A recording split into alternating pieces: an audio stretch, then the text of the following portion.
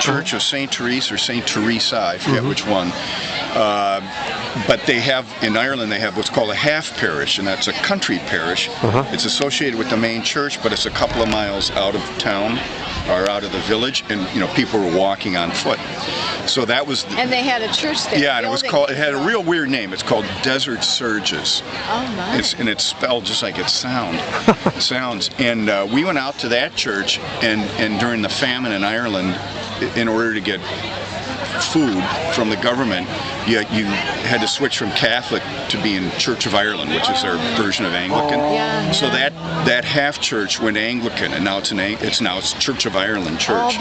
But they still have the cemetery, and they have Protestants on one corner and Catholics on the other, and then the stones are so old that there's literally no writing on them. They're just smooth, they're every which way, and there was a hole in the slate roof, and the bees were coming in and out. But they use it, 2 or 3 times a year, and it's nicely kept, and you're welcome there. There's none of that religious animosity.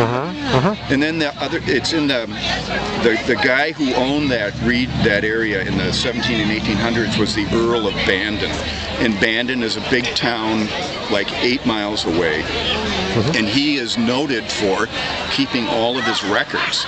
So I saw rent receipts with the Faricy name on it from like 1850s. Yeah. And they rented from him. Holy cow. And then what a piece of history. My name is Michael Joseph, and I got a call, gosh, I don't know, like 10, 12 years ago from a guy named Joseph Michael Faricy, and he lives in Manchester, England. And I had occasion to be over there a couple years later, and I spent the night with him in Manchester and met his family. He's got a bunch of daughters, and like my grandfather was a redhead, and all these girls are redheads, and he's got a hairline exactly as beautiful as mine. And then from like here up, he's got like the cheekbones and stuff, and the eye color. It was just eerie. He could have fit right in at the dinner table. And he was a coal miner, and the mine he was in got shut down during the Margaret Thatcher years and stuff, but they were extremely charming people, and they're fascinated by me and wanted to know about us. And there was always a family story that when these guys came over, they left someone behind with their mother.